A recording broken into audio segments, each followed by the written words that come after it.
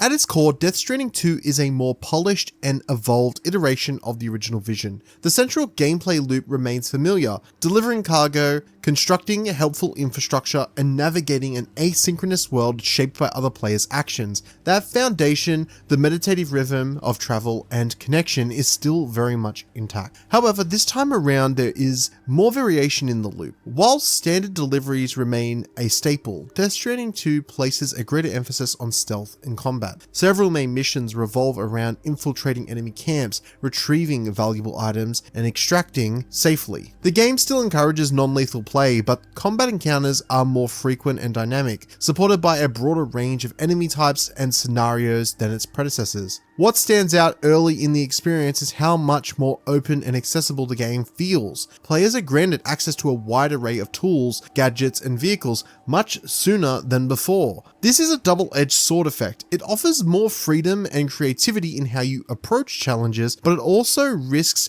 reducing the tension and challenge that made the original so distinct. The path of least resistance is easier to follow now, which may not sit well with those who valued the deliberate pacing of the first game. Some may note that the feeling of isolation and vulnerability, so central to the original, is less prominent here.